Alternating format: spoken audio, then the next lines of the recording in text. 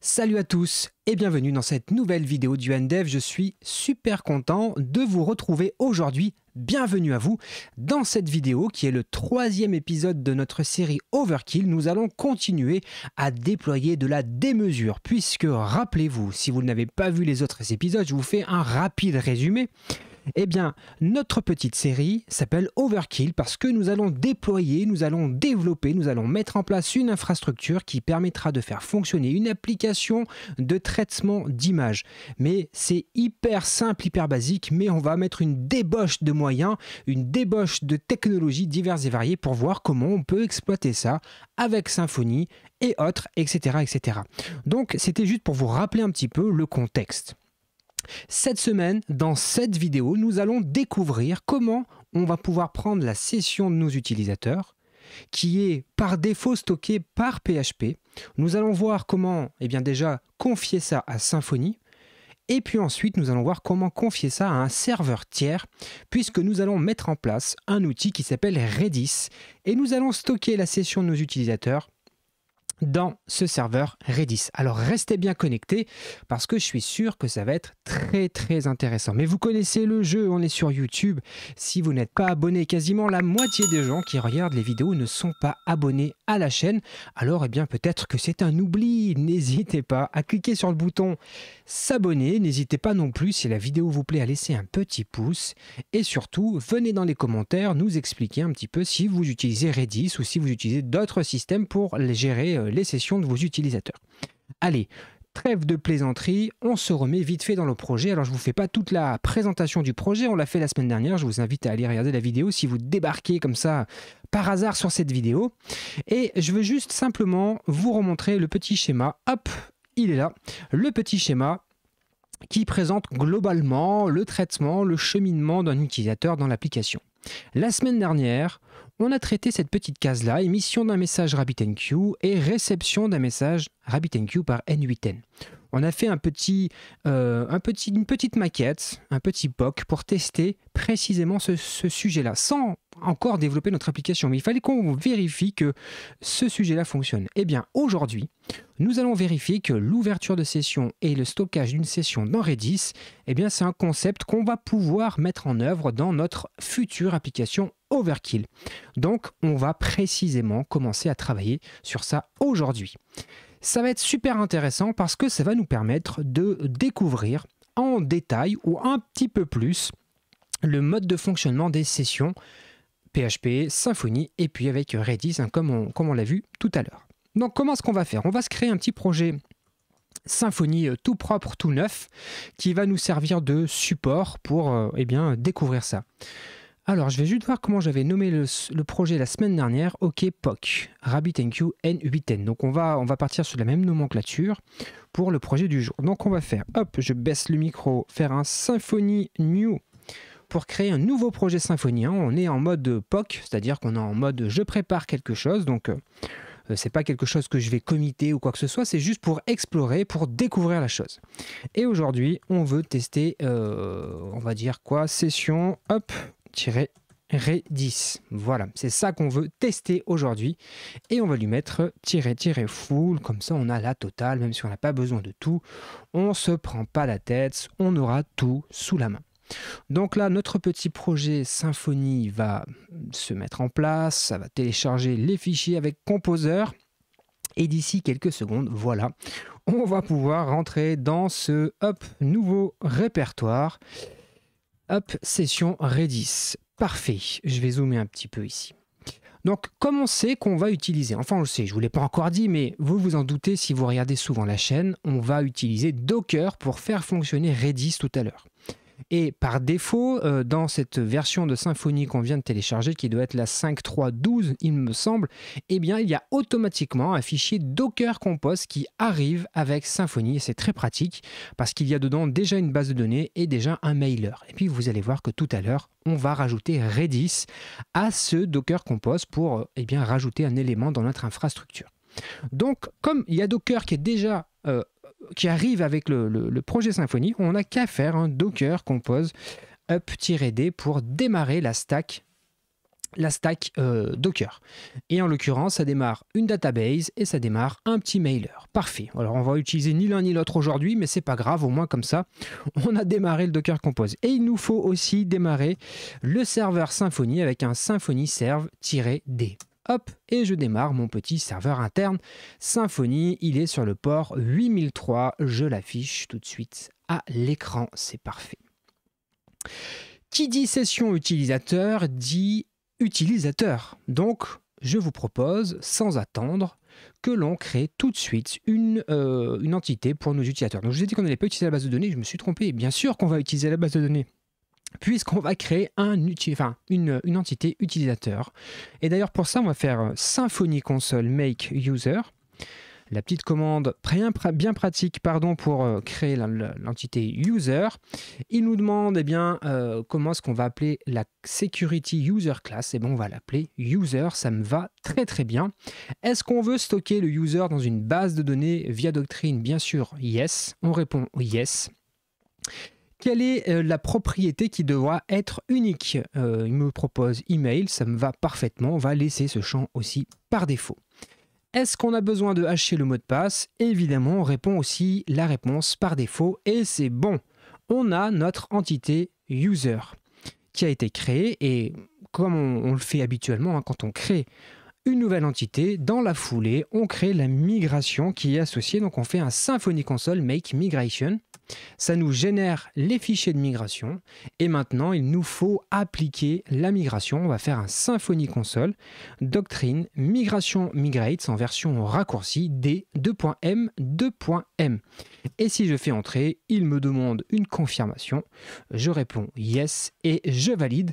Et on a cette fois-ci, ça y est, notre entité user et la partie SQL associée qui a été créée. Merci Docker parce qu'on n'a pas eu besoin de configurer un point ou que sais-je. C'est la Symfony CLI qui a détecté qu'on avait démarré une base de données grâce à Docker qui a fait tout ce qu'il faut pour que l'application Symfony ait les bonnes variables d'environnement. Et ça, c'est un gain énorme pour développer rapidement des applications. Maintenant, c'est bien, on a des users, on a besoin qu'ils puissent s'inscrire. Eh oui, parce que sinon, c'est bien beau d'avoir des users, mais encore faut-il qu'ils puissent créer un compte.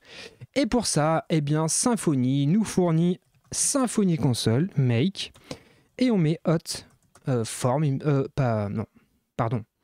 on ne veut pas faire la connexion, on veut faire pour le moment la registration form. Voilà. On veut un formulaire d'enregistrement. Donc Symfony console make registration form. Là, il me dit, est-ce que vous souhaitez ajouter la notation unique entity sur la classe user pour être certain qu'il n'y ait pas de duplication de compte? Alors, on va dire yes, parce qu'effectivement, on n'a vraiment pas envie qu'il y ait une duplication des comptes, ça pourrait poser pas mal de soucis. Là, il nous pose une question, est-ce qu'on souhaite qu'il nous envoie un mail pour vérifier l'adresse mail de l'utilisateur? Alors, dans un usage réel, probablement on mettrait yes, mais comme c'est pas ce qu'on veut démontrer aujourd'hui, on va mettre no parce que c'est pas ce qui nous intéresse. Est-ce qu'on veut qu'il soit automatiquement connecté après l'enregistrement? On va mettre yes, ça sera bien pratique. Et il nous dit, vers quoi est-ce que vous souhaitez que je vous redirige après l'authentification? Alors là, on n'a pas créé de route encore, donc je vais mettre n'importe quoi, je vais mettre celui-ci et on ira changer ça plus tard. Hop, parfait. Maintenant, il nous dit que si je vais sur /register, hop, dans mon application, j'ai un formulaire d'enregistrement. Hop, register. Logiquement, j'ai effectivement, comme on peut le voir ici, un petit formulaire d'enregistrement. Alors, ce que je vous propose, c'est qu'on se crée aussi nos routes. Comme ça, on va le rediriger tout de suite là-dessus. On va se le faire tout de suite. Symfony console make controller. Hop. Controller. Et on va l'appeler homme. Voilà. On se crée un petit contrôleur homme. Parfait. Et on va aller légèrement modifier notre petit formulaire dans le code pour lui dire qu'il doit être redirigé vers la page homme à l'issue de l'ouverture de session. Hop. Ça doit être quelque part par ici. Le contrôleur, le registration controller qui a été créé automatiquement par nous. Et vous voyez que ici, hop, on va pouvoir mettre homme à la place pour lui dire que une fois que tu as enregistré, go, je t'envoie sur la route homme. Allez, petite modif, elle est faite. Maintenant, allez, testons l'enregistrement. On va mettre Johan, hop, je mets mon adresse mail. On va mettre le mot de passe test, on valide et on fait register. Et je suis bien connecté, ça y est, hein. Comme vous pouvez le voir en bas, alors non, il me dit que non, je ne suis pas connecté.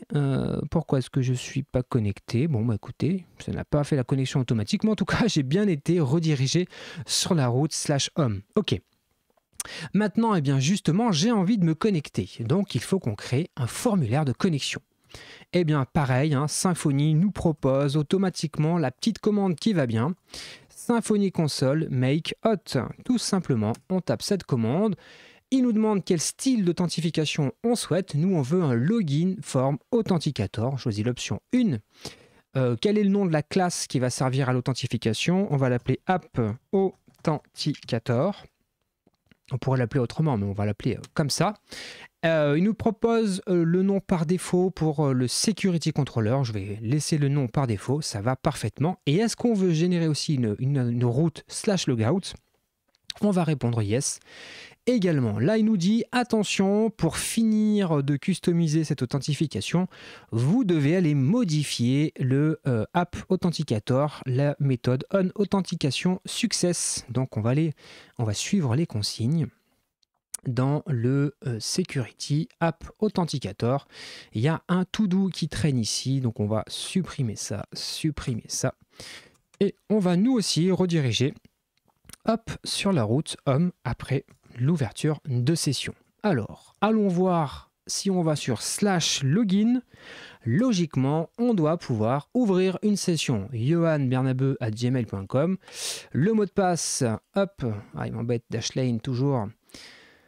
C'était hop, test, et je me connecte et c'est bon, ma session est bien ouverte. Alors ce qu'on va se faire aussi, c'est qu'on va se protéger la route home hein, pour qu'on puisse ne pas y accéder si on n'est pas connecté.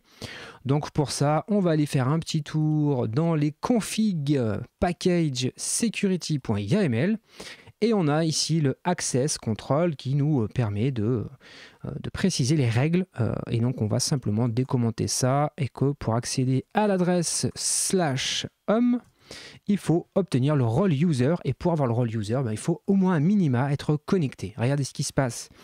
Désormais, si je vais sur /home, pas /home, mais home, eh bien, ça me demande de me connecter. Je me connecte. Est-ce qu'il y a le bon mot de passe? Non, regardez. Celui qui est enregistré, je sais pas d'où il provient. Mais si je mets test, ça fonctionne. Ok, parfait, on est pas mal. Maintenant, intéressons-nous au sujet du jour qui est la gestion des sessions. Si on va regarder la configuration de notre projet Symfony, hop, on va fermer un petit peu tout ça, histoire de s'y retrouver un peu, les amis. On a un fichier qui s'appelle framework.yml et il y a effectivement un endroit de configuration qui s'appelle session. Et ça nous dit que si le handler ID est nul, ça veut dire que c'est PHP qui gère la session. Alors, c'est pas moi qui l'invente, c'est ce qu'il y a de marqué dans la documentation. Regardez, on va ouvrir hop, la documentation ici. Et ils nous disent quoi? Ils nous disent que l'ID du service qui est utilisé pour le stockage de session, eh bien, s'il est nul, Symfony utilisera le mécanisme par défaut de gestion des sessions de PHP. Alors en fait, il précise ici que si on utilise le système par défaut, le système natif de PHP, il peut y avoir dans un certain nombre de cas quelques petites difficultés, quelques petites choses qui peuvent moins bien fonctionner parce que c'est le système, notamment vous voyez les systèmes d'expiration qui ne peuvent pas fonctionner aussi bien que si c'est Symfony qui gère automatiquement le système.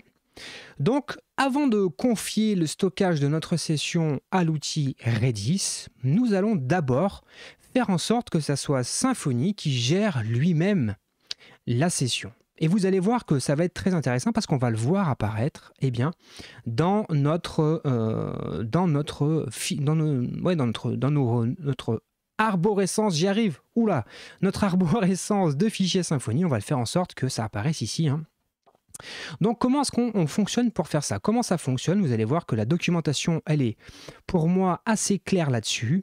Il suffit de prendre ces deux options-là, hop, Pour lui dire, eh bien, désormais c'est plus nul, mais on va utiliser le système native fichier, donc pour stocker nativement les fichiers, et là on lui passe le chemin où on s'attend à ce qu'il vienne stocker les sessions utilisateurs. Donc écoutez, on va copier cette partie-là du code, on va le mettre directement, hop, ici, dans notre fichier YAML, on enregistre, et puis nous allons, eh bien, tout simplement fermer et réouvrir notre session et voir ce qui se passe. Hop, on ferme notre session.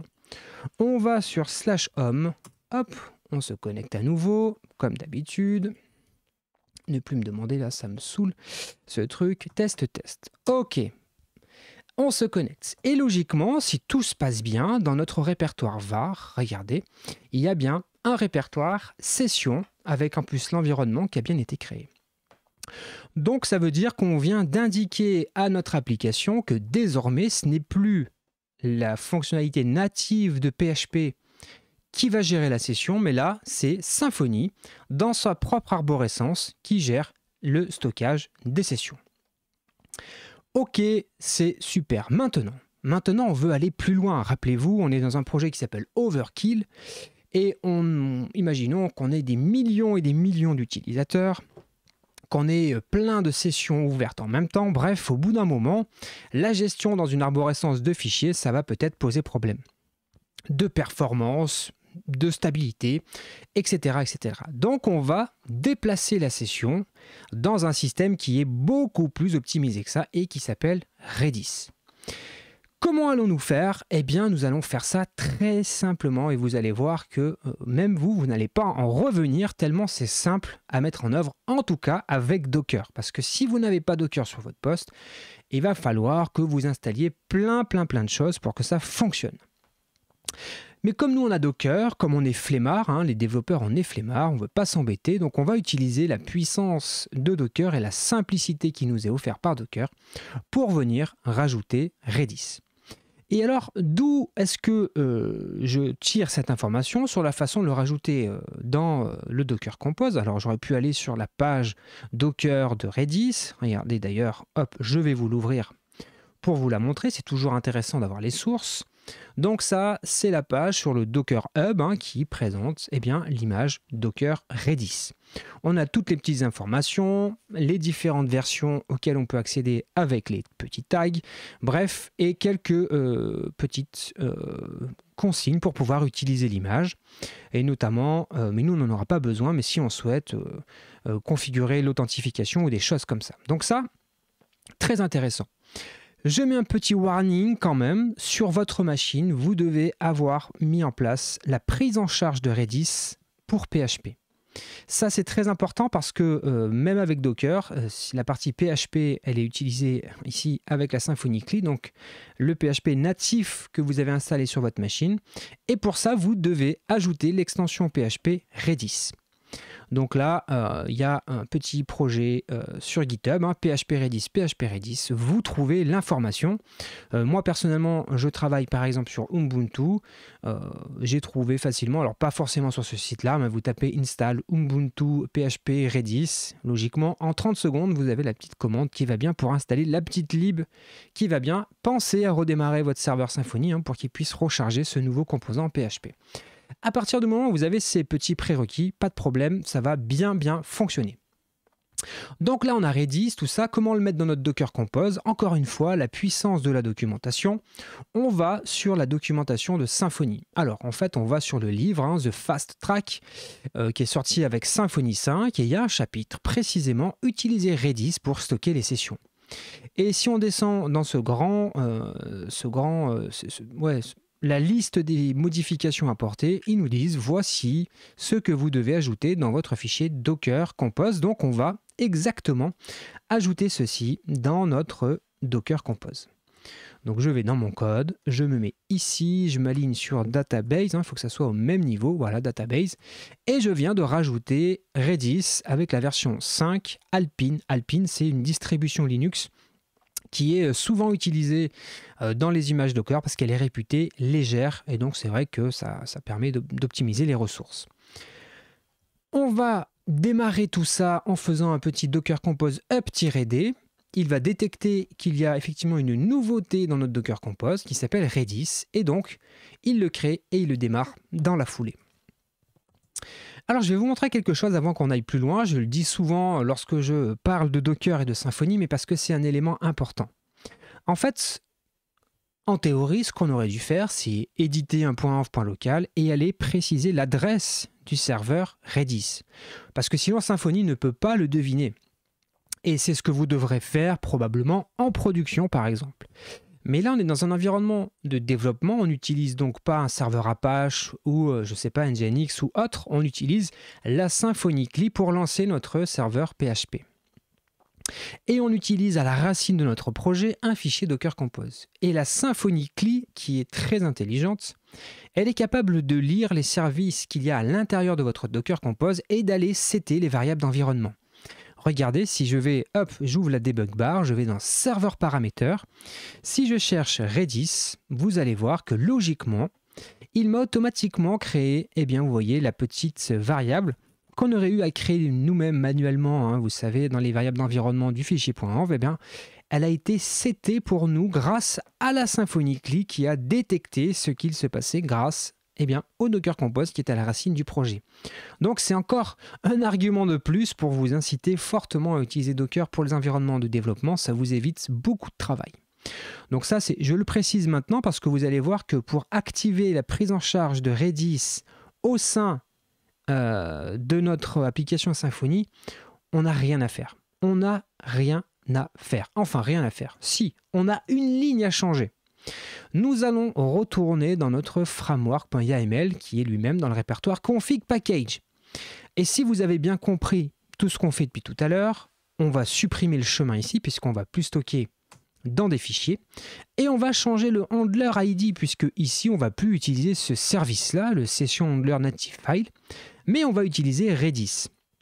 Et pour ça, on va faire appel aux variables d'environnement qui sont, rappelez-vous, hein, du coup, grâce à la CLI Symfony, c'était de manière automatique à notre place. Mais sinon, vous auriez dû la déclarer dans votre fichier env. Donc ici, tout simplement, on lui passe la variable d'environnement Redis URL. Et là, ben, on n'a plus qu'à tester, voir si on est capable de fermer et de ouvrir une session. Alors, on retourne ici. On va essayer d'ouvrir une session, test, hop, test. Je me suis trompé de mot de passe. J'ouvre ma session, pas de problème, la session est ouverte. D'ailleurs, pour être certain que ce n'est plus Symfony qui gère tout ça, regardez ce qu'on va faire. On va aller dans var, on va supprimer ce répertoire session. Et je vais ici simplement faire F5 hein, par exemple, hein, et vous allez voir qu'il n'y a plus de session qui est créée dans le répertoire var. Donc, on est quasi certain que c'est Redis qui est en train de gérer nos sessions. Alors, comment est-ce qu'on peut être certain que c'est Redis? Comment est-ce qu'on peut s'assurer qu'il est bien en train de faire son boulot? Alors, on va essayer d'aller un tout petit peu plus loin pour essayer de voir quels sont les petits outils qui nous permettent de consulter un petit peu l'état de notre service Redis. Pour ça, moi j'utilise une extension dans Visual Studio Code qui permet de gérer facilement mes conteneurs Docker sur ma machine. D'ailleurs, j'en profite. Si cet environnement de travail que je manipule devant vous dans cette vidéo vous intéresse, c'est à base de Linux et de Docker. Et c'est vraiment très pratique pour faire du Symfony. Je vous glisse un lien dans la description vers une formation où je parle de ça beaucoup plus longuement. Donc si ça vous intéresse, si c'est un environnement qui vous semble intéressant, n'hésitez pas à aller y jeter un coup d'œil.